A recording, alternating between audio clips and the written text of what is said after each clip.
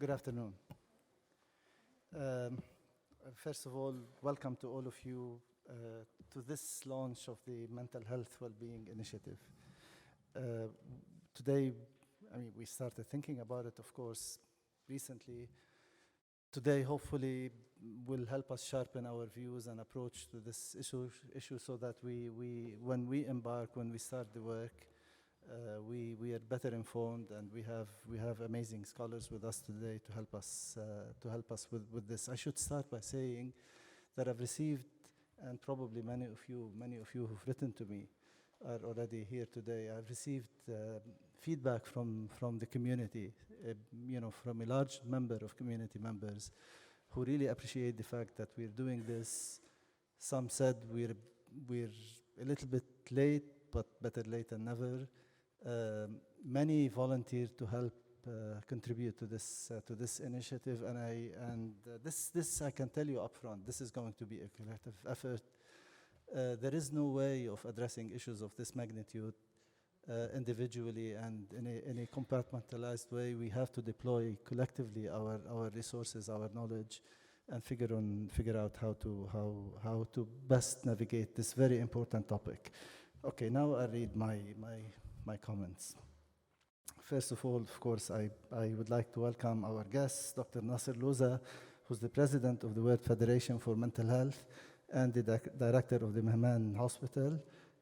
Our colleague, Dr. Hania Sholkamy, associate professor at AUC Social Research, and of course, she will be moderating the event today. And last but not least, social researcher and AUC alumni, our own Fayrouz Ibrahim, who I'm told will speak truth to power, and all the more power, Fayrouz. Community mental health and emotional well-being are increasingly a top priority for university leaders, globally, and of course, locally. We're no exception.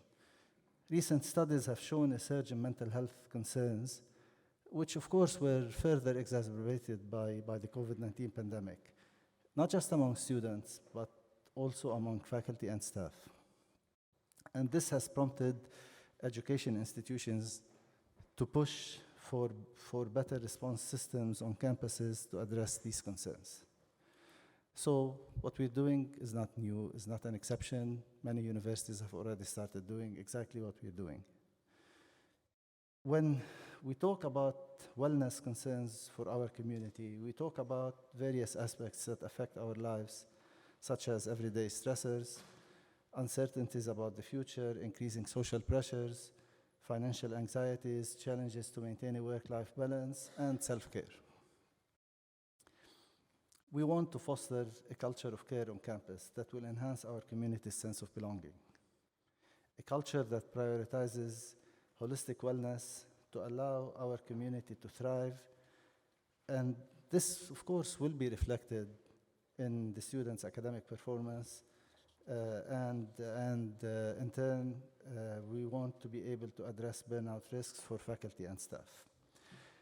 While AUC has some mechanisms in place to offer support for our community on issues related to mental health, there is definitely room to step up our efforts. And again, this is not because we're bad and others are better. This is a challenge that all universities are facing. All universities have to step up their work and do better because the challenges are really momentous.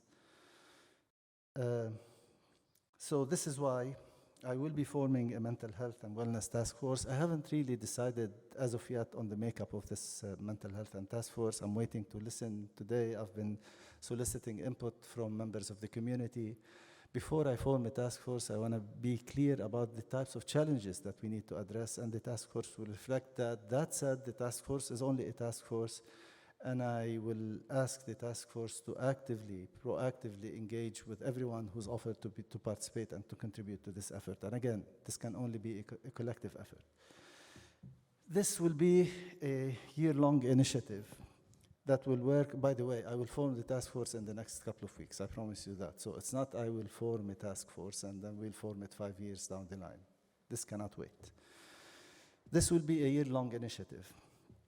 that will work on evaluating our current campus environment and will offer recommendations on how to ensure that our campus culture destigmatizes mental health issues. There is nothing wrong with having stresses and issues and challenges and so on.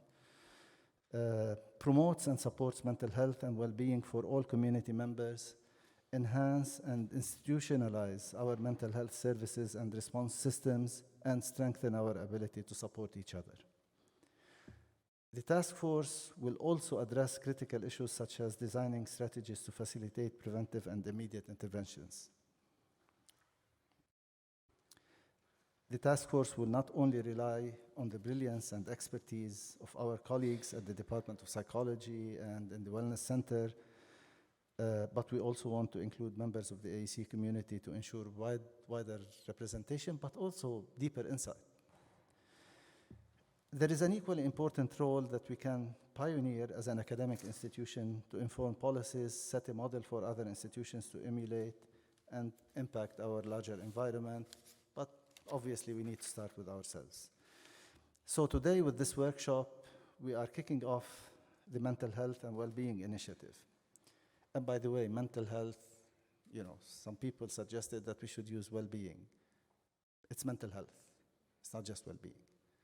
There is nothing wrong with addressing mental health challenges. We all have them. I start with myself, but if no one else, we all have mental health issues that we need to address, and there is nothing wrong with that. Let us work together to identify areas on which we should focus in the coming academic year, from current trends and new challenges to ending stigma and finding community solutions. Again, I want to strongly encourage you to join us in this conversation that will happen in the next weeks and months. We are keen to know about the ideas and wellness concerns of our students, faculty, and staff. And now I will hand the podium over to Dr. Hania, who will moderate this event. And again, thanks to our participants. After the participants give their introductory remarks, there will be, of course, we will be, Dr. Hania will take questions from the audience, input, suggestions, ideas from the audience. Thank you again, and please stay tuned.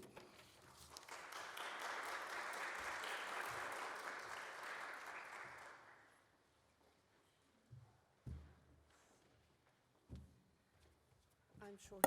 Thank you, President Dalal. Thank you, everyone, for coming. It's evident that this is an issue that pulls an audience, or maybe it's our fantastic panelists. I'm very proud to be here today because I think that this initiative needs to be a multi-stakeholder, multidisciplinary initiative. Mental health and well-being cross the divide between our psyche and our physical well-being. It crosses the divide between the barriers between those who are recovering, those who are suffering, and those who we need to ensure that they stay afloat and well. So I think this initiative really needs to be a year-long one, and one that starts with this agenda-setting exercise. And the workshop today is just that. We have two brilliant speakers I'm personally very fond of and proud of. Nasser doesn't need me to be proud of him, but I'm also proud of him. So we have Dr. Nasser Loza, who's he's one of the strongest voices in mental health issues as an advocate, as a practitioner, as a researcher, and as a champion for these issues. And we have a dear colleague, Fayrouz Ibrahim, who's a brilliant student who can speak to us, as we said, speak truth to power. And I'm not intimidating her by repeating that, but saying that as a student, as someone who is thoughtful, reflective, she can tell us as AUC what it is that we need to do differently or do better or do more of. So without further ado, I'd like to invite Dr. Nasser Luza, who will give a presentation. We are going to keep our presentations 20 minutes or less so that this can be a workshop and so we can hear everyone else. Nasser? Thank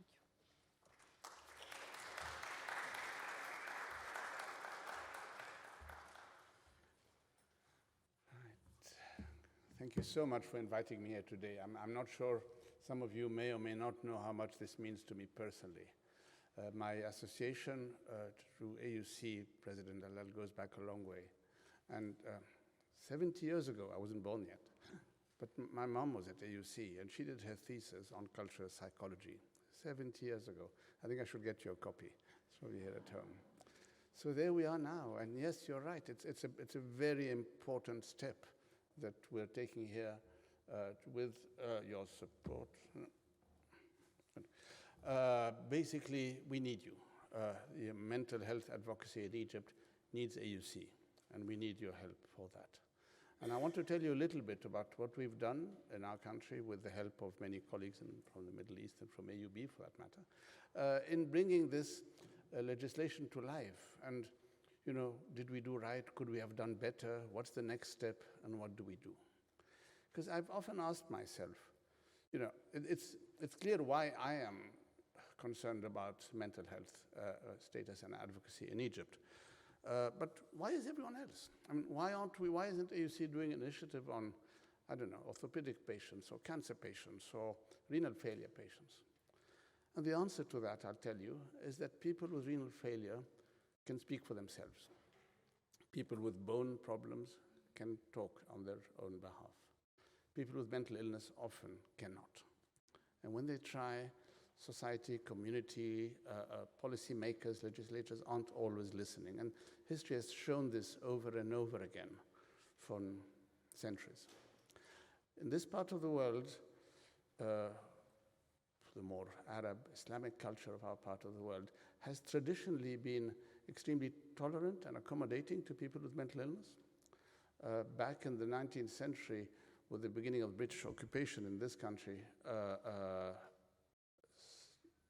one of the serious criticisms in Egypt that we didn't have an asylum then, that mental patients were allowed to live with their families at home, and that in 19th century Britain was not on. You didn't do that. And so Abbasiyah Hospital was built and Khanka Hospital was built as a protection, as a sign of civilization. And gradually the movement, of course, said, but why are you keeping people that long? So cultures evolve and attitudes change, and therefore, as we've made that effort 10 years ago to have this law in Egypt, it's very important that that advocacy and attitudes to patients' rights continues to be important, because all countries, certainly Egypt, has many laws that are there on the shelves and they're not being applied. I'm pleased to see that mental health laws are being enacted. So let me tell you a bit what we've done. This is not us. We're being called upon for, 15 years now, from the world communities. What are we doing about persons with mental disabilities and persons with disabilities in general? And you know, some countries have been very loud about it. Nearly all countries have had some kind of legislation or some kind of policies within their health system working out what happens to someone with mental illness, what happens to someone with mental illness if they're deemed to be a risk to themselves or to others. And Egypt was no exception. We have had, I'll tell you more about that. If you want to read more about what's more typical here of our part of the world and the Arab attitudes to the rights of people with mental disabilities, I refer you to this paper published in 2017 on British psychiatry. I'm happy to give you references. But you see, our first real law to protect people with mental illness was in 1944. Prior to that, we had policies within the Ministry of Health, directives, but this was the first parliamentary ratification of a law, 1944. But of course, in 1944, there were no treatments. And so if I suffered from schizophrenia, bipolar disorder in 1944, and I was taken to a mental hospital, I would probably live there for the rest of my life. You know, being discharged was the rare exception rather than the rule. And so it was a very good law of 1944, but it didn't assume that people will get better. So it really organized how people ended up in hospital, but didn't really look at how they were going to leave hospital. And people were staying there for decades and for their entire lives, really. I was fortunate in 2006 to work within the government system, and I was able to suggest some changes to that law. And this is where this act in 2009 was ratified in Parliament, was an amazing experience because we talked of people of different interests and different backgrounds. And to most people, yes, people need protection, but please don't let my brother get out of Abbasiyeh. He's been there for 25 years, so keep him there forever. People had relegated their responsibilities of looking after the family member who's unwell to the state system, and therefore were not willing to take it back on again. So the law looks at a lot of details, and we won't be able in 20 minutes to look at all these details, but let me tell you a little bit. I mean, the one thing we were concerned about is compulsory admissions to hospitals. Now, all psychiatric hospitals around the world would have a majority of people who are coming in voluntarily. Most people come in for treatment because they're not feeling well and they feel they need help for that. A number of people don't have insight, don't appreciate that they need help, and that their illness seems to represent an imminent danger to themselves or to others. And that, I tell you, took long debates in Parliament. What is an imminent danger? So, I'm an important politician in this country. My son is smoking hash. He's failing his exams, and now he wants to go and live with his girlfriend. So surely, doctor, you should lock him up. And because we have such a patriarchal society, over the decades, I think doctors had obliged, stretching the definition of risk to themselves or to others. He's smoking hash. We all know how harmful hash is, so it is harm to himself, so let's lock him up. And gradually, of course, we had to challenge all these things. So an application today within the new law, an application for somebody to come into hospital in a compulsory admission has to be made by the next of kin or the social worker or police officer or a number of people. But then the psychiatrist needs to assess him before and to be seen as to whether he really is a risk and an imminent risk to himself and not just challenging society's attitudes and things. And that was an important step. Supervising all these activities we created the National Council for Mental Health. This is a body that supervises hospitals where patients are detained. And so they basically, and gives the rights to people who are detained to file a complaint or argue against their being detained in hospital. Then they have a right to get a lawyer and to be presented in front of the National Council. And there were regional councillors in Egypt again. We fought very hard to get this Council for Mental Health away from the Ministry of Health. We thought it should be under the Prime Minister because the Ministry of Health is actually delivering most of the service and it can't be supervising itself. But Prime Ministers are not easily convinced to take on more responsibilities, and at that time that was turned down, so we had to settle for that. The Council has a lot of people who are not, there's the Attorney General, social solidarity, nursing, forensic doctor. There's a long list, I won't go through it all. But essentially, it's all those organizations, NGOs, that are concerned with the rights of people with mental illness. And it was at that time that we created the Egyptian Society for Rights of People with Mental Illness, essentially advocating for people's rights. I couldn't help noticing the murals coming into university today. And back in 2010, when all this was brewing, and I was so focused on the rights of people with mental illness, and said, I could suffer from mental illness, but I'm an Egyptian citizen, so I have the right to vote. So do patients have a right to vote? And I decided to go and discuss that with the Minister of Health, and he said, seriously, Nasser, you want me in the midst of that political crisis to tell them that we're taking the patients from Abbasiyeh to vote because that's a human right? So we failed on that one too. But in essence, yes, unless I'm deemed mentally incompetent to take decisions by a judge, the fact that I'm an inpatient in hospital doesn't take away my right as a civil person, my civil right to vote. A long way from that. So these are the various people who can sign an application to admit an individual.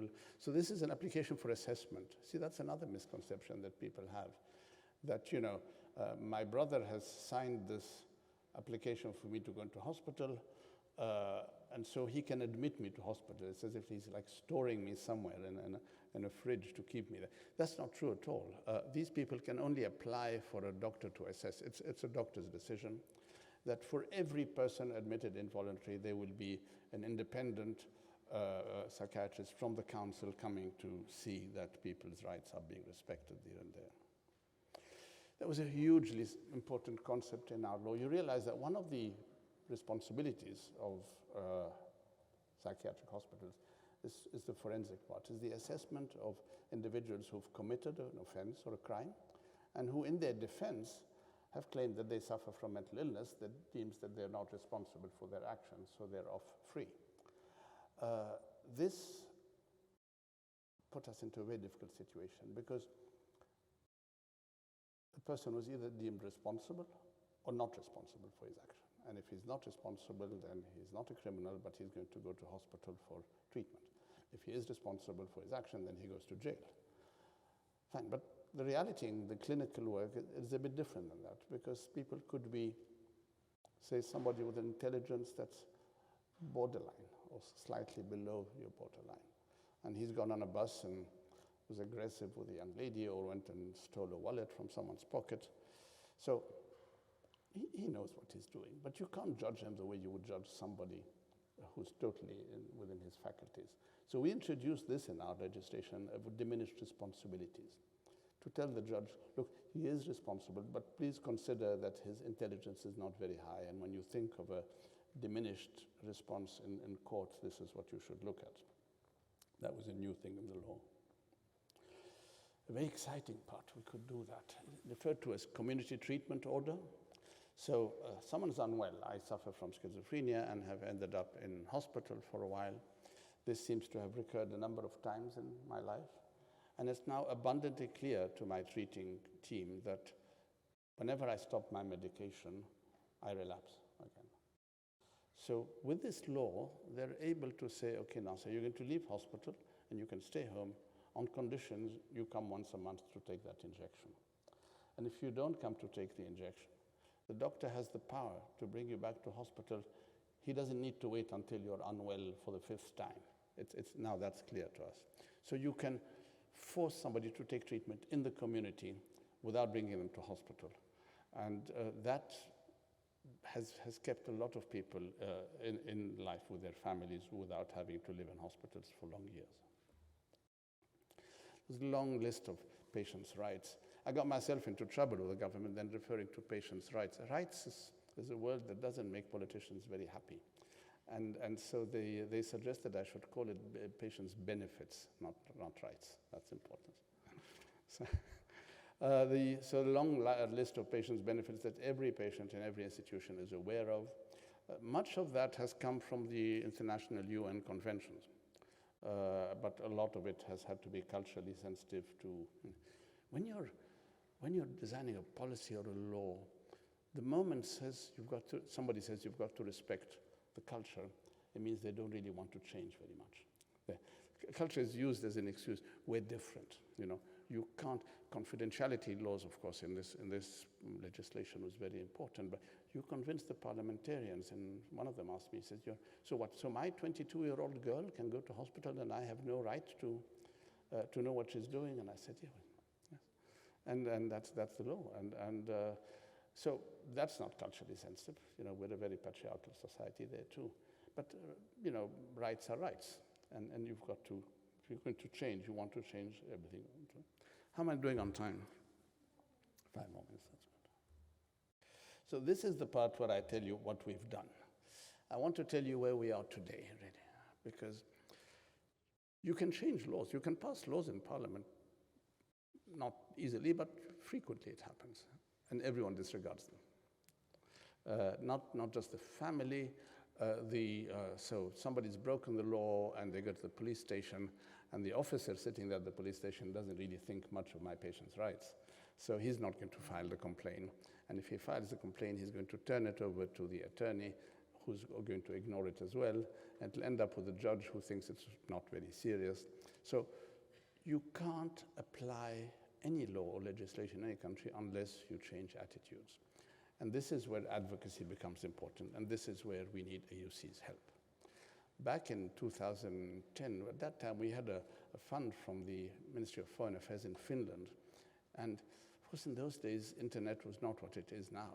And we spent millions of pounds on an advocacy campaign, but we had to go to those media tycoons and Tariq Noor and these people and spend a lot of money in creating videos to go out on television in Ramadan, that again was very expensive, or get billboards on the road to Alexandria. Those too were very expensive.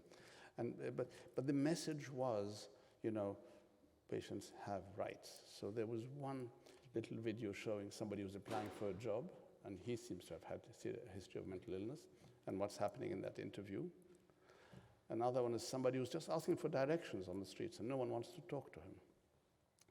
But the irony, Hania, is that when I went to meet our consultant, Tariq Noor, in those days, and I said, you know, how about somebody who's going to propose to a girl he loves? And it turns out that he suffered from mental illness, or his brother suffered from mental illness. And this is where our media consultant, he got up and he says, really, Nasser, you want me to do that? You want me to get people to accept marrying their daughters to somebody who's had mental illness? I can't do that. And I said, look, you're our media consultants. If you don't believe in it, who's going to help us then? And so it isn't just about the laws. And one beautiful idea we've started, and if AUC could pick up on that, I mean, you've always had a very active Department of Mass Comm here.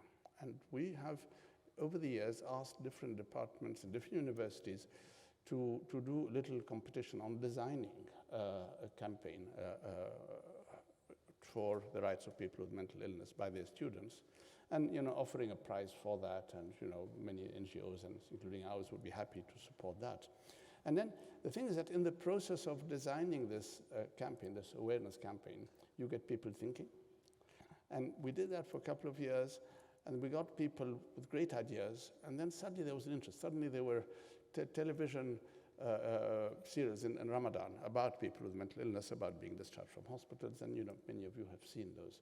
So that's something AUC could really help us with very, very strongly. I think I shall stop here because we need to keep to time, but thank you so much for this. I mean, it sort of revives all the excitement we had over the years, so thank you. Thank you.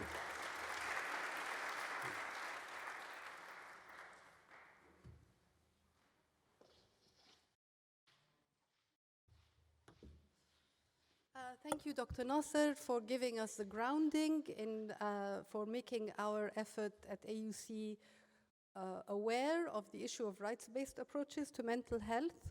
And I'm really looking forward to the discussion. But now I'd like to introduce Fayrouz Ibrahim. I was lucky enough to encounter Fayrouz in a course I was teaching on the pandemic. It was a course in public health focusing on communicable diseases. And it was a time, I was teaching it during the pandemic, and it was a time where we were all suffering from the zoominess of life, suffering from the lack of human contact, suffering from not being in a classroom situation, not having the sense of an encounter with students, but yet she really shone through. And I'm very happy that she's here to talk to us today. So Fayrouz graduated from AUC last semester and is currently a master's student in anthropology, sociology. So Fayrouz, please.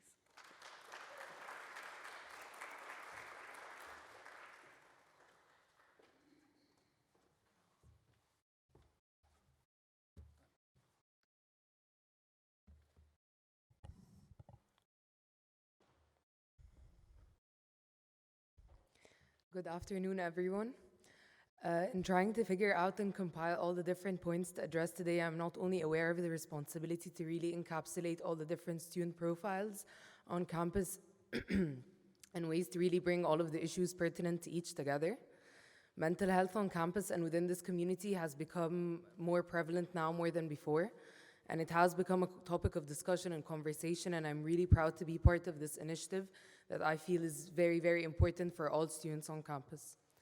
In order to bring together different stakeholders to address this issue, the community repeatedly falls within particular traps that are fundamental and at the forefront of resolving several of these issues on campus. While I am speaking on the behalf of a lot of students, I'm also aware of the varied experiences of students on campus as a graduate student, but also when I was an undergraduate student. So this is around 4.5 years of experience on the AUC campus. There were extremely different views and different lived experiences when it comes to mental health care access, from mental health services or access to conversations and resources on campus, to simply having conversations with friends or colleagues about personal experiences about mental health. There were a lot of different nuances to how to resolve each. For me, as someone who has been part of the AUC community for all of these years, the most positive experiences for me were not around the services provided per se, as much as through the professors and faculty generally, who were able to really recognize the toll that mental health takes on one's academics. This connection between both issues is extremely overlooked from the perspective of leniency, mutual understanding, and respect more than the formal and procedural or bureaucratic procedures that we need to go through in order to access mental health in any way, shape, or form. For most students, our experience is highly shaped by our professors and our classes and the faculty and staff that we encounter, more than trying to access mental health through the wellness center or through the formal procedures that we do have on campus. With that said, there are fundamental external factors that make mental health a topic of discussion and a topic to address extremely difficult. As Dr. Nasser has already addressed, there is a lexicon of societal shame and taboo, and the stigma around seeking mental health assistance or medical attention for mental health specifically is extremely different than seeking medical attention for physical health issues. And this is internalized by most students on campus and becomes an extremely difficult experience to navigate. However, as a community of faculty, staff, students, and administrators, I think it's extremely important to normalize mental health as a situation or as an experience that is lived by most of us, if not formally, informally, through our conversations and through fostering a community of care and a community of conversation and a community of safety. Studying or the education system generally necessitates extremely high caliber commitment and work ethic, which is not to say that these things do not necessarily breed mental health issues, but it is to say that they do complicate most of our experience as students. And for a vast majority of the student body, they do breed mental health issues. The point stands that this is where the involvement of the university needs to be apparent and robust. Mechanisms and procedures also complicate to a large extent this process of seeking help.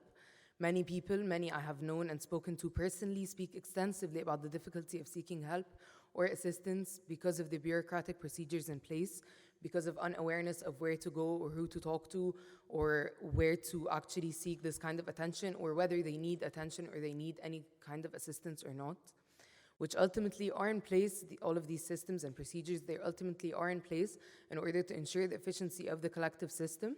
However, they do make it harder for some students who are already going through hard times to speak up and to actually seek such services for themselves. There are also extremely, which may seem trivial as I mentioned them now, but these are things that I have spoken to a lot of my colleagues about, and these are things that we experience through our semesters that are often overlooked, but these are things that really add to the mental health difficulties that or experience that we go through. Aspects such as deadline anxiety, which is something that is not necessarily resolved through counseling per se, or someone that has anxiety around deadlines or around papers or around exam times may not necessarily go to counseling, but it is something that is promoted by grading and by all of this difficulty within being in academia. This is secondhand nature to academia. However, a lot of freshmen and sophomores especially have extreme anxiety also around like maintaining extremely high GPAs in order to declare their majors that they wish to pursue if it's still in their beginning of their journey as undergraduate students. And this causes further anxiety and worry and stress, as Dr. Dalal had already mentioned, about the courses that they are registering for example. My personal experience with this and what I have seen firsthand is that those courses become more of a challenge and not a learning experience, because the end goal is to get a B+, for instance, or a higher grade, and it's not about to learn or to actually immerse oneself in the course content. It's about the ultimate goal of getting a grade. So any kind of anxiety or stress or worry that comes second nature to that, and a lot of students just accept that as being matter of fact to the nature of the course or to the AUC experience or to the experience of being a student, which should not and is not necessarily the case for a lot of other students. These types of anxieties are extremely difficult for a lot of students, and it's sometimes difficult to communicate those concerns with professors. There are also life events or circumstances that occur throughout the academic year or amidst a particular semester where it becomes the primary role of professors to provide any type of support, comfort, or understanding. And this can come in as simple as a response to an email explaining, for example, the situation if a student is explaining that they are going through a difficult time. This type of leniency from professors was one of the biggest motivations that I had when I was going personally through hardships or through difficult semesters throughout my undergraduate years or even through my graduate year, this past graduate year. I still remember the professors that offered me any kind of support or understanding, and it is not within the direct mandate of professors to be that kind of main supporter or supportive figure, but for most of us students, we truly remember and truly appreciate this understanding and support that may be provided by them. Further, to really engulf as many experiences of students as I could, I spoke to several friends and colleagues, which I recognize as limiting given that I was also only talking within a very specific social circle.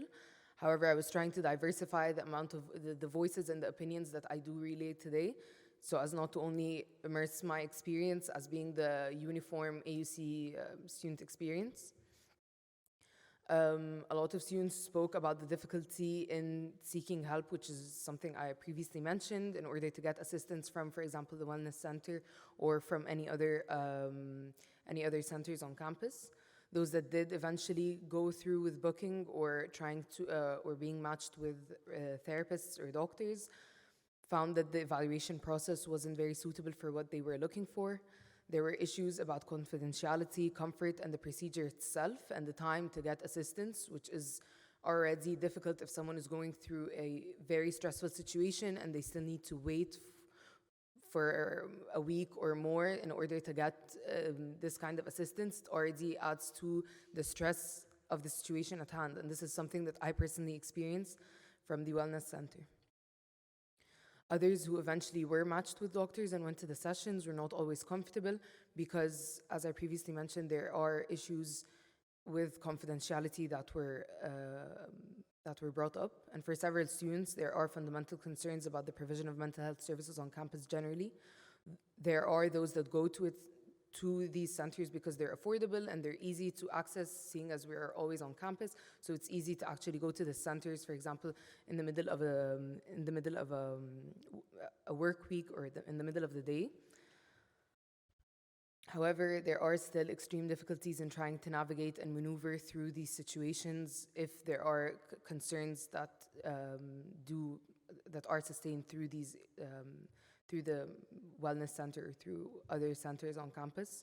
Obviously, I'm also reiterating that this is not the experience of most students. This is experience or these are the main concerns that are circulated amongst the student body. These are concerns that have been circulating for several years. And I still do remember them from my freshman year up until my first year as an MA student. However, there is not a single uniform student experience that can really inform any decision or change that can happen on campus.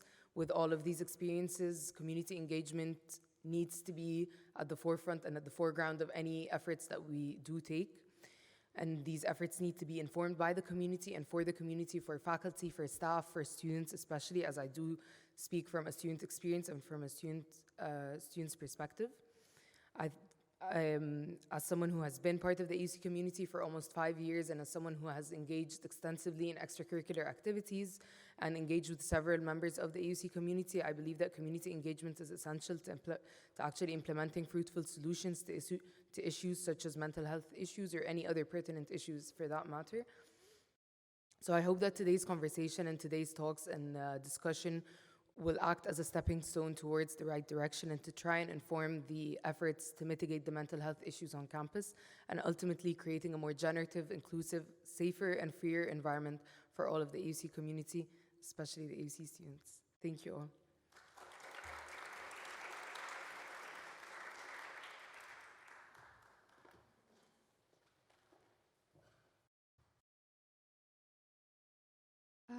Thank you, Fayrouz. Now we have 45 minutes of discussion, and we have people participating online and the floor. And what I'll do is, I'm sure there are lots of questions. I'll pool them so that we are efficient with time.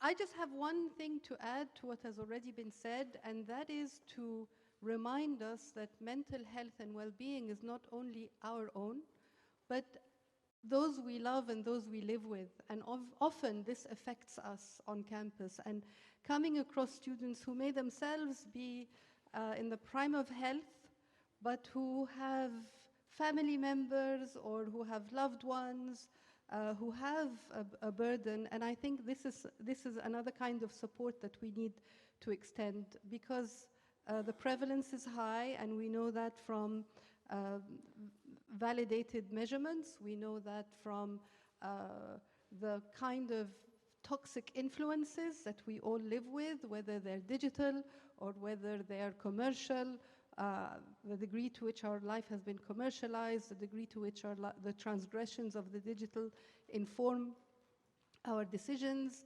the lack of a sense of tactile personhood, because we exist in all of these different spheres of existence. So I really think that it's important for us in this initiative, or for President Dallal and whoever is on the task force, to view this from a public mental health perspective. And public mental health, like public health, is about community-driven factors and community-created opportunities to create health and support.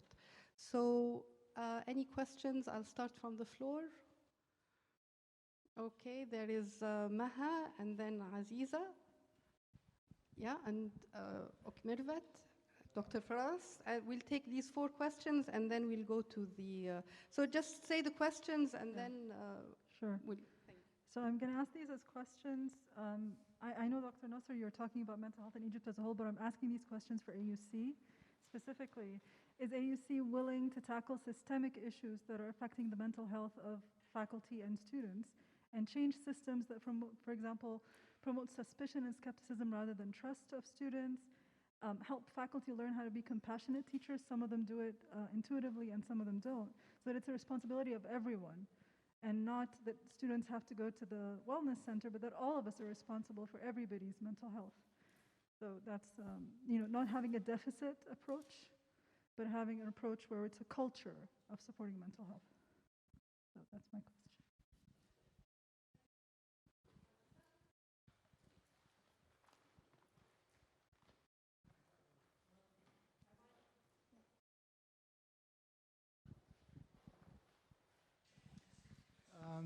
My question really is to Fayrouz as a student. You pointed out very clearly to what the triggers or the points or the sources of stress and anxiety. And as you know, mental health has many degrees. But for the majority, what you've mentioned is for everybody. Students get stressed, specifically on grades and so on. And you've pointed out some of what is, the reasons for all of these, and maybe you could address them. But I also think a main source are the parents of the house, at home. And that is not often mentioned, and it's often also I need to know what would you suggest? To bring them into the conversation, but also they are a big source of the stress that is put on, whether they are the choice of majors or their comments on grades and so on and so forth. My question is to Dr. Loza, as well as I really enjoyed the talks.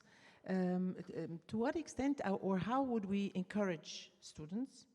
I relate that we all have mental issues, I think grown-ups even more. But I mean, to what extent can we approach them to be able to let go of secrets they know of their friends, where they are very reluctant to share with grown-ups because they would be bad friends? I mean, I've been into so many cases of the sort, and of course I resort to our only source of info in this regard, Dr. Ola Mursi, to tell me how to guide them, because I'm not an expert.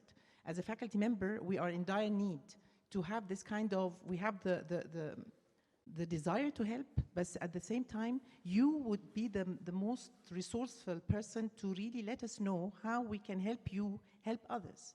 So it's not only the person who is actually suffering from mental health, it's actually how you can help others in this regard. Thank you. Thank you for this. It's very encouraging to see that we're all meeting here today to really take an aggressive approach to beginning at least a discussion that involves everybody on campus. So my question is first to Fayrouz.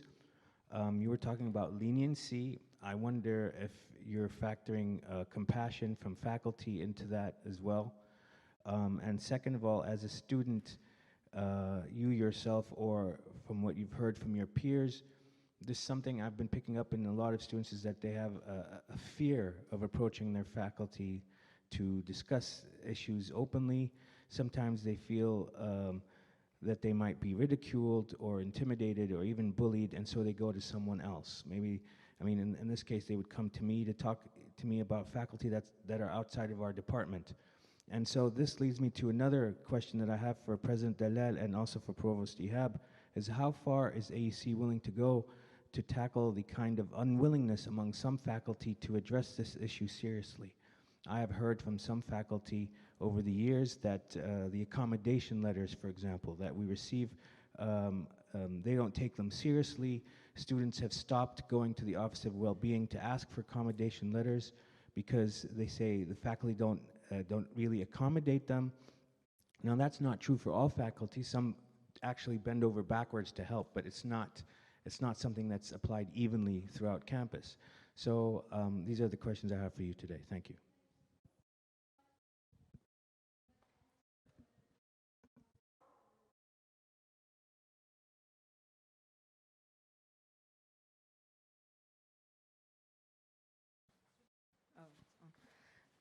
Okay, I can start with the question about parents, or should we go in like a specific order? Okay, I do agree that parents or like household situations generally add to a lot of stress and anxiety, and especially when it comes to, for example, choice of majors or grades. Sorry, excuse me.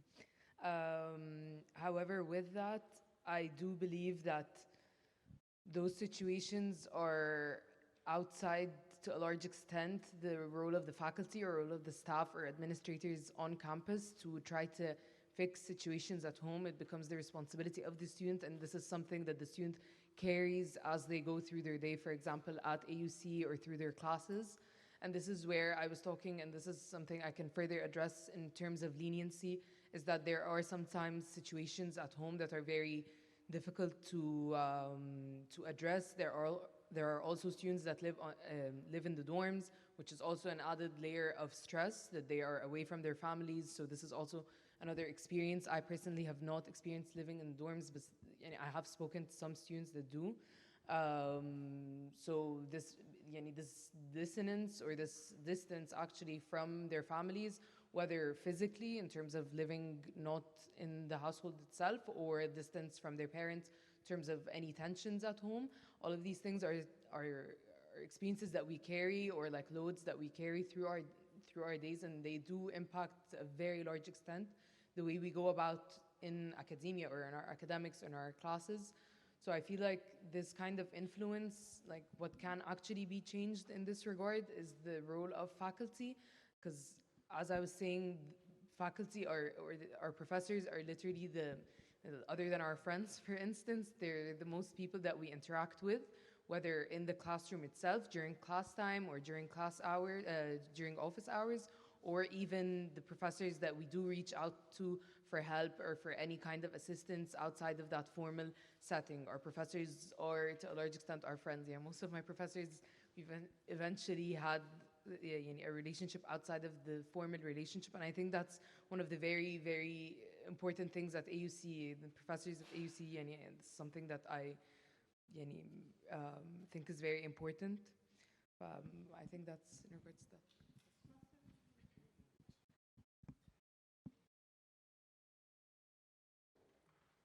Very relevant questions. Thank you very much. And I think the common answer to many of those questions, including what AUC can do, approaching parents and getting them involved, and how can I, help young people to open up in their secrets. The short answer, the one-word answer is fight stigma, you see. There are about 100 of us in this room. Statistically speaking, roughly, probably over 25% of us, 25 people in this room, have at one point or another in their lives suffered from depression, let alone the other conditions, let alone. But I think if we were to ask President Salal now that we would set up a separate room over here for people who want to talk about their experience with depression, I think very few of us will get up and go to that room, particularly if it had a sign on it saying psychotherapy or psychiatry. And I think the answer is, if you're going to spend $100 in providing services for people with psychological needs, 50 of those, 50%, $50 should go towards anti-stigma. It'll help people willingness to go for help, to get help, and willingness to open up with their faculty, with their parents, and others, and open up with the secrets. I mean, the reason we're afraid to talk about our inner feelings is because of the fear, the stigma. I'll be labeled. Will I be able to apply for a graduate studies if I admit to everybody that I've suffered from one episode of bipolar disorder? Would it reduce my sister's chance of getting married if society knows about these things? So that is the shortcut, really. And in trying to work anti-stigma campaigns in my life, one approach is to go and spend a lot of money on media campaigns. Two is to invite speakers such as myself or other doctors to talk about it. But it's a very nice audience. Thank you. I don't want to belittle that, but we're about 100 people. But instead of having a doctor, if you had somebody who actually has suffered from the experience and is willing to talk about it. When I'm invited to talk about my own experience with depression after COVID, it reaches people's hearts a lot more than a clinician or a scientist. But much better than inviting doctors, if you can invite famous actors, famous politicians, they draw much more audience, a much larger audience than us doctors, I promise you. But to top the list better than any minister or any actress are the football players. You get a soccer player to talk about their experience with mental illness, and you've reached millions around the world. So anti-stigma campaigns is the answer to many of the questions you made. Thank you. Thank you, Nasser. Although you shouldn't belittle 100 people for an AUC event. I mean, come on, you've got no idea. Yeah. So I'm going to excuse the floor and take some questions from people joining us online, and I will read the question and give it to one speaker because it'll be too difficult. They're very long questions. So the first question is to Fayrouz from Manuel Schwab, a colleague, and it says, Fayrouz, it's alarming to hear about the confidentiality issues you mentioned students encountering, given that they are the bedrock of any culture of care. Can you elaborate a bit more about where students are finding these concerns, given that one would assume that confidentiality is a non-negotiable given? If you could briefly answer that, Fayrouz.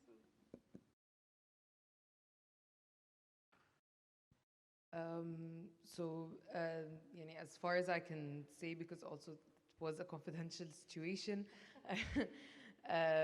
but there have been rumors and there have been experiences where people were talking about their experiences with very specific situations, and other students that were also going to those same doctors were made aware of them in that same setting, I would say, as far as I can elaborate.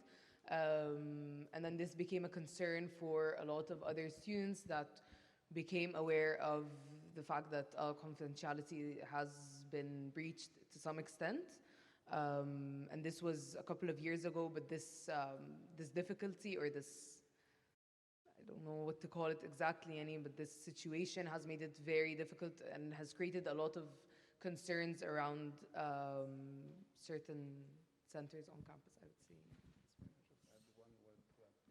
And I add one word on, and that's a problem I haven't resolved, and if anybody has any ideas. But it was my daughter, who was in her early 20s, who heard me talk about confidentiality and also talk about anti-stigma and how mental illness is nothing to be embarrassed about. And she's the one who said, look, Daddy, you've got to make up your mind. You can't tell people that mental illness is something we should be able to talk about openly, but then pass a law that fines them or jails them if they break confidentiality. I mean, you're contradicting yourself here. And the more, I mean, confidentiality is very important in therapy, but it is contributing to stigma, of course. But we can't help that.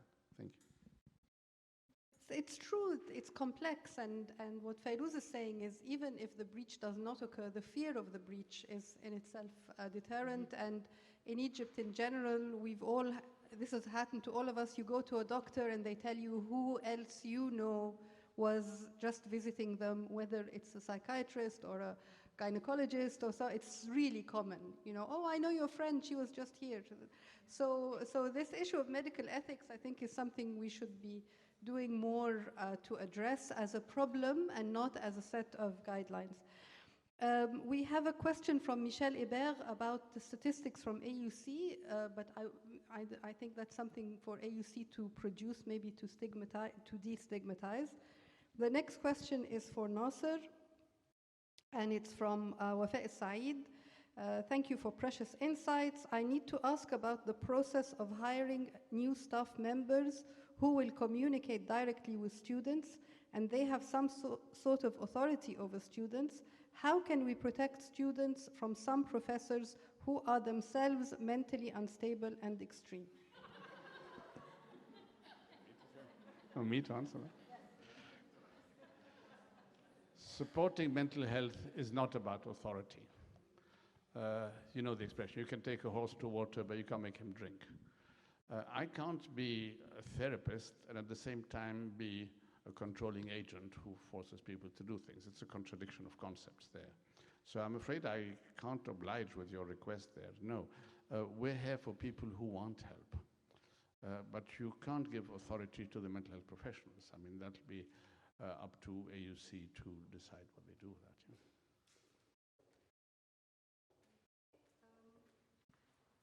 We have one question, one anonymous question. How can I help a close friend who refuses to take a step to go to a psychiatrist? And I put it to Fayrouz and to Nasser.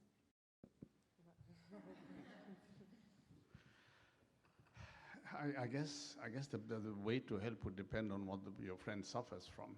But by and large, yes, offering an ear and listening to their problems, setting examples, talking about your own fears and anxieties opens the doors for people to talk about their feelings, sharing your own experience and your loved ones. So it helps people if I'm able to tell them, you know, I've been through what you've been through. I know exactly how it feels. It makes them much more at ease. So you might try that approach.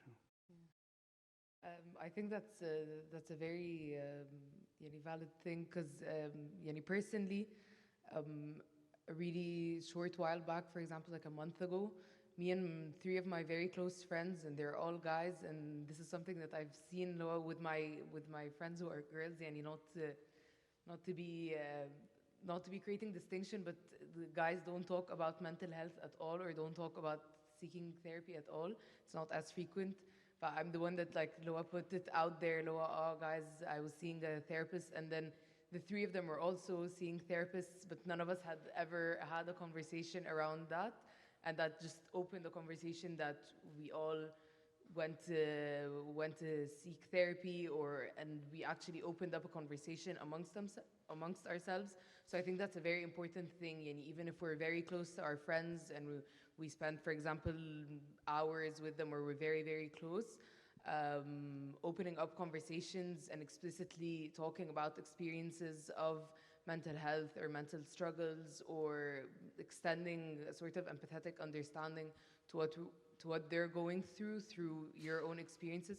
I think that's a very important thing. It opens up a conversation or an environment where we can all talk openly. Okay, I'll take a last couple of questions from the online participants, and they're questions from May Esim, Yusuf Ragai, and others about how to enable faculty to deal with mental health conditions or phases. How can we become more aware? Is it reasonable to have a 5 to 10 minute mental health check with students inside the classrooms? So I put that to Nasser. I feel for you. You realize that there's a need for faculty to be able to gauge the wellness, if there is such thing. I'm not quite sure what we can do in 5 minutes, but except possibly deliver a message of, there's an open door. I know how it feels. I know what it's like to be living in the dorms away from your family. That's something you've never been used to. I went through it myself, and be able to open the door for them to say, if there's any need, come and talk to me or to the counseling center. And I think that's if that's an answer, that's a shortcut for it.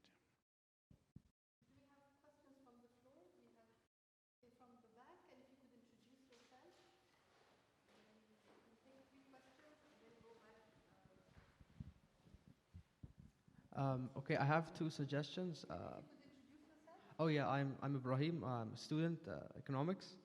I have two suggestions, but first I really want to say this has been a long time coming, and I really want to thank the president and the administration for finally addressing the elephant in the campus. Okay, so my two suggestions were: firstly, I think I wish there was a community like wellness focus group that kind of meets regularly on campus. So it's basically an open space for people to express themselves, for students. And I wish it would include student volunteers as something practical that people know is there, And also I wish that this mental health initiative would create events just generic events that would encourage anyone to come, like sports, recreational events, but that help, bring attention to just to the fact that this, initiative exists. And finally, I think student volunteers, really important because we want to encourage a sense of community and get students involved. I think this will make it so much more effective. It's the discussion, I think, between students and students is probably the most important one. So that's it.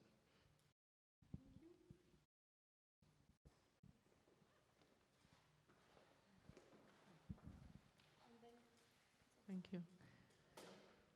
Thank you for this useful talk. I think it's very important that we're looking at addressing mental health students and faculty and staff who are on campus experiencing difficulties, and this is a major side to this, but also all of our faculty and most people on campus are not equipped to treat mental health issues. But the major area that all of us, I think, can contribute to is maybe prevention or creating in the academic area and in the co-curricular area, a place that's safe for students to falter in learning and not perform and then pick up again. And I think we need to take a very good look at our academic policies and see how that it cannot be one size fits all. And I think when we create especially, for example, first-year students, that's a major transition that creates a lot of stress. And we're not trying to eliminate stress. I don't think stress is a part of life where we should help them develop strategies for resilience and stress management. But I think we should recognize among the majority of our students that we should create a place where where they have a community and networks, so that when they do experience stress, it doesn't develop into something more difficult. Thank you, Reda. We have 3 questions from this side. Dalal? No. Hi. Okay, go ahead, and then Dalal. Yeah, Okay. go ahead. Please introduce yourself. Yeah. I'm Maisa. I'm the program coordinator for the Masters in Sustainable Development. I just have one question and one comment on the stigmatization. My question is asked as a relatively new staff member to AUC. I've been here for less than a year. I was wondering if it's possible to get like a baseline reference of what's already being done at AUC for mental health. I know the Wellness Center was mentioned. The Department of Psychology has, resources available for students, but, is it also available for staff and faculty? What are the numbers? What are their challenges? So that we can build on that rather than starting from scratch. Yeah. Thank you. Dalal?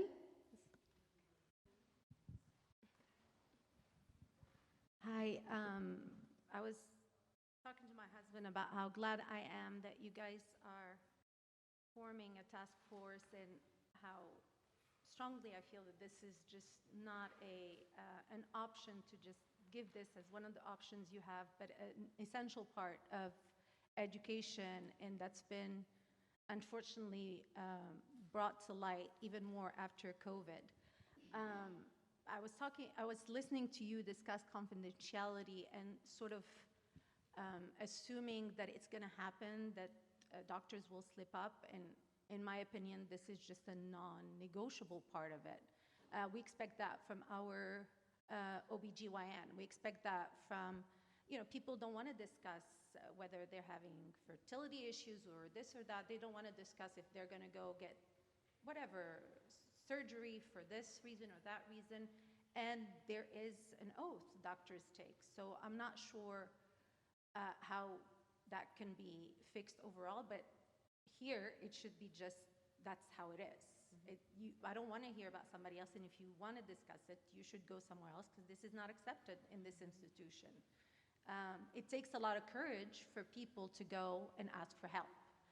And after they go through overcoming their own fears of being stigmatized, when they go to that person, first of all, I think one of the things, and I'm not sure how it is at AUC, there shouldn't be a huge wait time for people to seek help. When they make that first contact and we tell them we'll see you after 4 months, I think that's completely, I'm just making that up, I don't know. I'm saying it has to be something we take advantage of. Your cry for help or your desire for support should be answered within a reasonable amount of time. And the words we use matter. I was at an airport about a week ago, and someone was getting their child out of a overseas university and was talking about, he's just gone crazy, I have to go get him, he's off his meds. And this is his own father, and he was saying it with a loving thing, I have to take care of him. And I said, him hearing that will make him less likely to reach out to you. I'm still learning about the difference between mental health and mental illness, and how you can have a mental illness and be perfectly functional when it's addressed, whether it's a chemical imbalance or otherwise. And what I've seen really have an impact, I agree with you, public figures. Having an actress, I remember in the 90s, Brooke Shields, talk about postpartum depression, brought that into a public, I'm dating myself, it's old, so. But having somebody like The Rock talk about his own bouts of depression and anxiety, having famous NBA players being interviewed outside the court when they win and say, I'd like to thank my therapist who really helped me yesterday get ready for the game. You see this giant who's making gazillions of dollars discuss and normalize talking to his therapist to handle the pressure. And all of this helps look at mental health not as a weakness and not as a cop-out, because a lot of us, our responsibility is really to just listen. I hear a lot of people say, well, if you could just work out, you'll feel better, or pray more, that faith will help you get out of it. If we look at it as, if you have an arm that's cut, are you just gonna let it bleed, or will you get help? If we look at it as a physical and actual chemical imbalance you have, no matter the reasons, the genetic or situational, PTSD, if we look at it that way and we help people look at it that way, then, you know, let's discuss it in a way that's just not judgmental. Unless you are a therapist or a psychiatrist or a counselor, let's not give unnecessary advice that have no place in this discussion. My grandmother used to say, just go for a walk. When you're upset, go for a brisk walk. Mirvat has a short question, and then I'll go back to the online. I'll give you the mic in a minute because it's something that I would like to mention. I think it's a little bit of a resolution or something that has to do with what May is going to be, I hope, talking about.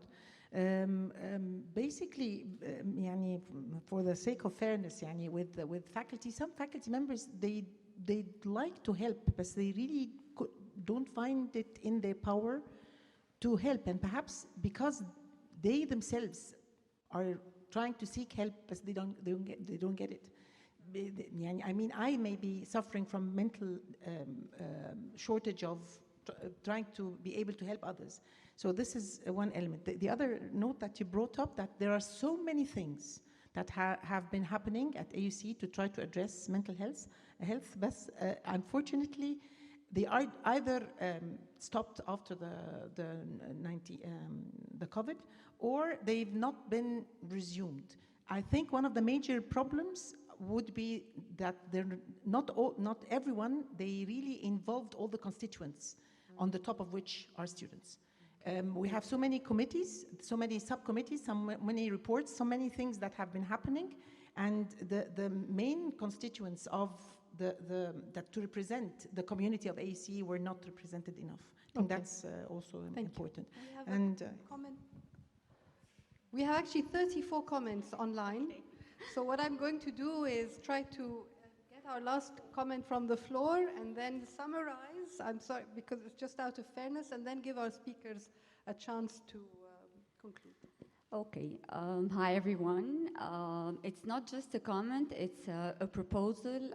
I'm a certified happiness trainer from the States, and I can see that it's a must, and it's very, it's an imperative approach to build a whole being concept at the AUC. Whole being with involving, as Mirvat has just mentioned, as Dr. Ghada has just highlighted, that we need to counteract lots of mental issues by building an awareness system that tackles psychological well-being, emotional well-being, relational well-being, and how to engage all the different stakeholders like parents, teachers, students who might be interested to add value to that approach. Mind and body are connected, so we cannot isolate something from something major. So it's extremely important to do some positive interventions, even into the classrooms.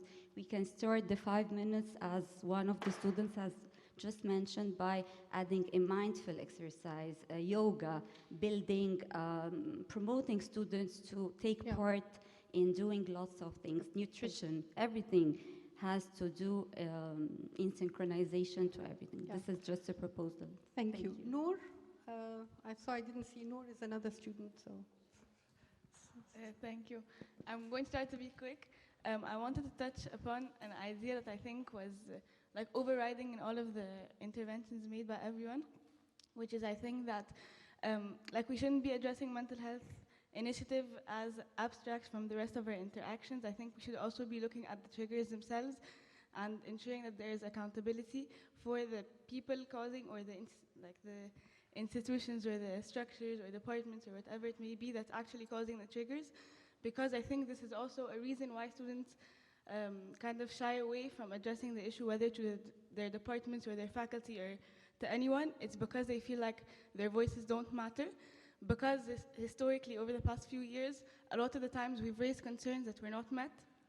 And I think it's important that for us to kind of hold departments that we know are causing a lot of stress for students accountable, or for instance, This is an example, I'm not throwing shade at anyone, but for instance, a lot of students say that they have issues with advising where they're told that they should take a course, and then when they come to declare, it's not the same course, and so on and so forth, and such changes contribute to the stress, but are not being targeted at a systemic level. And I also wanted to ask if it would have merit for us to also include a walk-in section in the Department of Wellbeing or the Office of Wellbeing, because like Ms. Dalal was saying, it is very invalidating to kind of get a message that you're going to have an appointment 4 months later, and I think maybe the walk-ins could kind of, solve, even not all of the people that are waiting on the waiting list, but I think it could help maybe students who don't need a constant checkup or don't need constant interventions. Maybe it will help with people who need a day-to-day thing. I'm not sure if this is a feasible option also from Dr. Nabil Salibi's point of view, but I think it would kind of also take some weight off of the psychologists and the doctors at the Wellbeing Center itself. And Rani, on that point, I'm very sorry to be taking so much time. But I think that we should also, since this is a time where we're reallocating budgets for next year and every office and every area is working on that, it's high time for us to think how we can optimize the resources given to the Office of Wellbeing. Thank you. Thank you. So what I'm hearing is that whereas AUC has tended to bureaucratize and medicalize the issues, that students want to socialize and politicize it. And I think that that's a very valid perspective, that there are political issues, there are power imbalances, and that we should bridge that divide. Final comment from a student, then we have some comments online. And well, I was a student. I'm currently a staff. My name is Walid Al-Aghbari. I'm from Yemen. I've been a student at AUC for about, let's say, 10 years as a bachelor's student and a master's degree student. And I would say one thing that we have to put in mind is, first of all, to recognize trauma and understand the implications and think about the possible practical practices that can be set in motion by either staff members or faculty to address the traumas that students face. I would speak at least as a former student. Being a scholarship student adds a layer of stress. And maybe one I would say, factor that would help a student grow better in this living environment is to know that there is some leniency, some acceptance and flexibility, not only by the faculty members, but by the staff members or coordinators, I would say, managing those scholarships.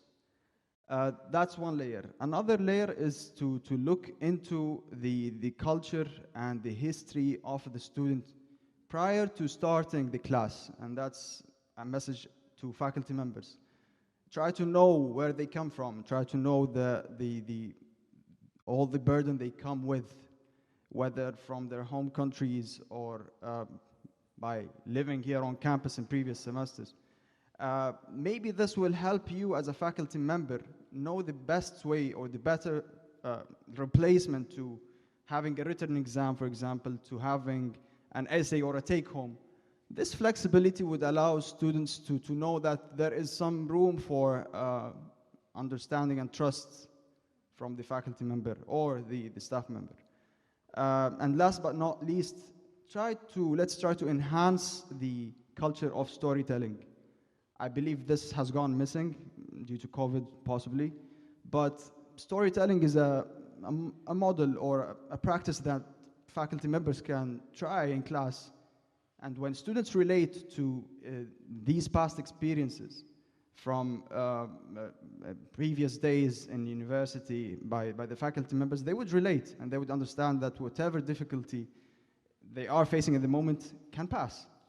So enhancing this culture of storytelling would help, I would say. Thank you. Thank you very much, Walid. I think that role of custodial care, not just academic care.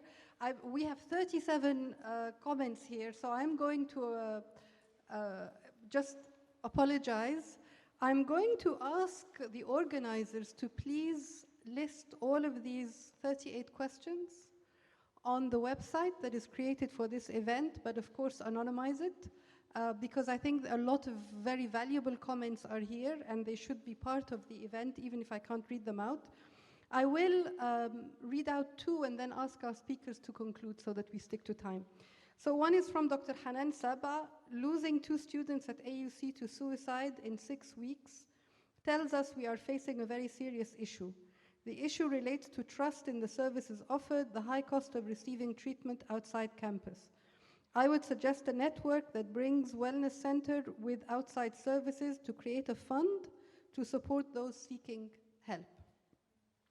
The other comment is actually from someone who's saying, if I need to get meds for depression, HR has to sign off on that. And what does that do to my prospects at AUC?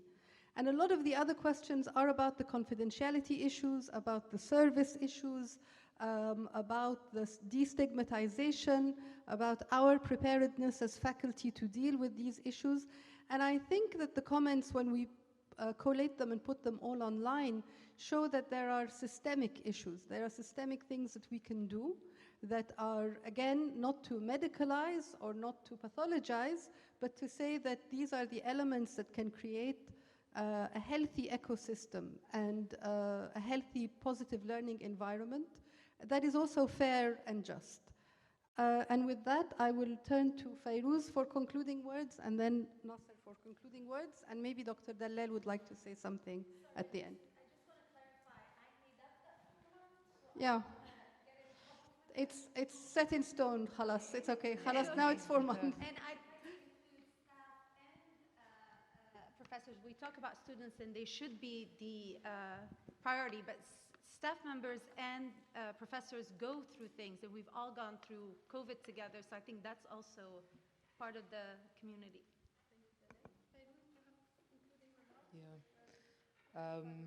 Yeah, I just want to thank everyone for their engagement and everyone's comments.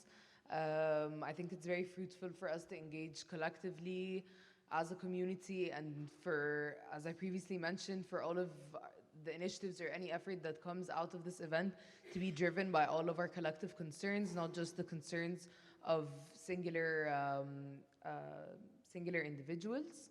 I think, as Dr. Hania has mentioned, addressing the systemic issues that really trigger or really add to the stresses and the anxieties that we experience on campus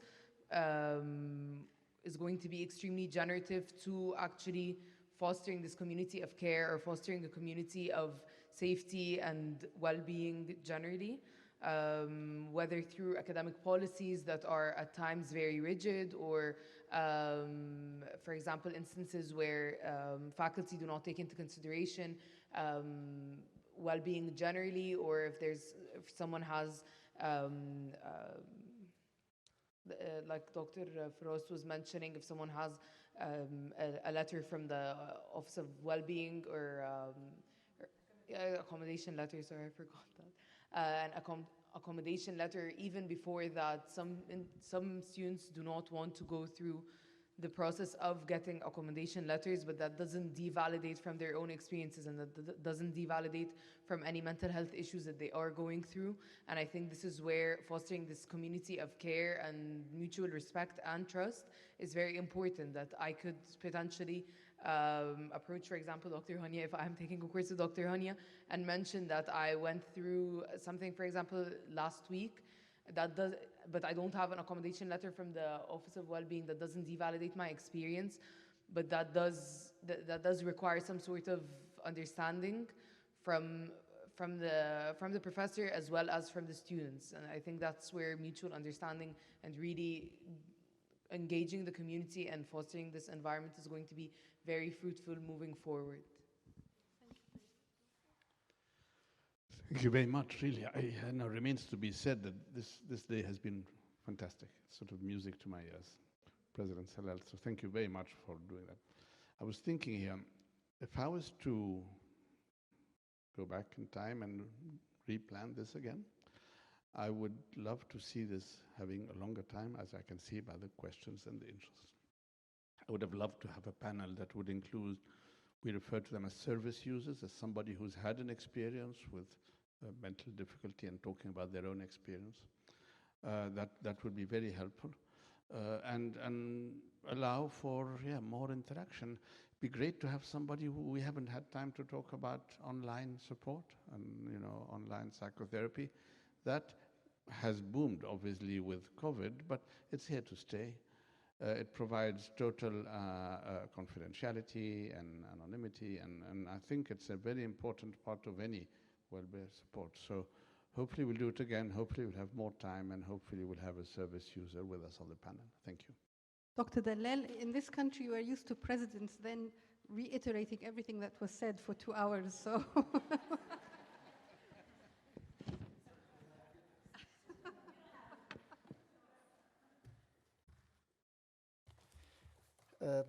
First of all, I would like to thank all of you, both present in person and virtually, for your input today, and of course thank our moderator and speakers for your valuable input. I want to stress what I said earlier, that we really are keen to foster a culture of care on campus and to prioritize the mental well-being of our community. So the next step will be to select members of the task force.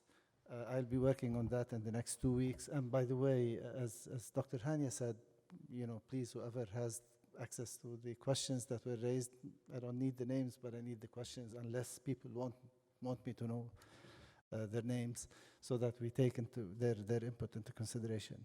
So the next step would be to select the members of the task force, which hopefully will immediately put in place an action plan building on today's discussion with you, and also building on the recommendations put forward by our participants, our panel. There are, I've been taking notes, and as we speak, and of course I've been thinking about this. I mean, there are obviously a number of things that we need to, a number of fronts that we need to work on, that the task force, with our collective help and contribution, needs to work on. The first thing, we need to figure out what our environment is about. What are the challenges that our community is actually, members of our community are actually facing? Data, get some data, get an assessment of the current situation. This is obviously, regardless of what we're doing, we need to have some solid assessment of our current situation. And then we need to work on 3 fronts. We need to work on the cultural front, on the culture of well-being and mental health. We need to destigmatize. We need to promote a positive approach to the whole question of mental health, rather than thinking of it as a stigma and so on. Mental health and well-being. We need to have a communication strategy. We need to have outreach initiatives. We need to have programs, and programs are different from services. Programs are different. So we're not going to wait a full year for a task force to write its report. I mean, I'll be asking the task force to suggest, and our community collectively to suggest initiatives that we could start working on in the weeks to come, and as we do the systematic work of the task force. The second level is the level of services. And clearly, there is room always. There is room to improve the services that we provide. And once again, services and programs are different things. Programs are about much broader sets of issues. They will inform the way we develop and shape our services, but they're very different from each other. And then the third level, the third area where we need to do work is at the administrative level. Introduce administrative improvements, policies, protocols, procedures, training across the board, and so on and so forth. There were a couple of questions that were directed to me by colleagues, by Maha and Firas specifically. Will the administration do or not do? There are things that we already do, and we can do them more systematically and consistently, but this is more about, I mean, of course, there is room for putting in place the right and refining and polishing our administrative approaches, but it's really bigger than that. It's about a collective commitment to this subject that we need to work on together. So the key is to institutionalize our structures of support, whether through the services or the policies that we have, or the training regimes and so on and so forth. But at the end of the day, our hearts have to be in this. So we need to come up with programs, think of programs that will change our approach to issues of mental health. This is a bigger challenge. We will work on the institutional level. We will not shy away from our responsibility, and hopefully with all of your support, we'll be able to do much. But we also need to work on changing, on a cultural change across the board. And this is the real challenge for us. And hopefully we'll be able to work on this immediately. Give me a couple of weeks, because I need to think of, I really don't know exactly who should be. And again, the task force is only a task force. It will take the lead in putting together, an assessment and, a work plan and so on, but it has to work with all of you, with everyone who really has something to say, has a point of view, has a perspective, has a concern, or is willing to contribute. And I know, as I told you, many of you have already said that they want to be part of this, they want to contribute to this effort. It's really heartening to see this, and I'm gonna call on you to do this. So thank you again for this, and hopefully we'll start doing even more very quickly. Thanks.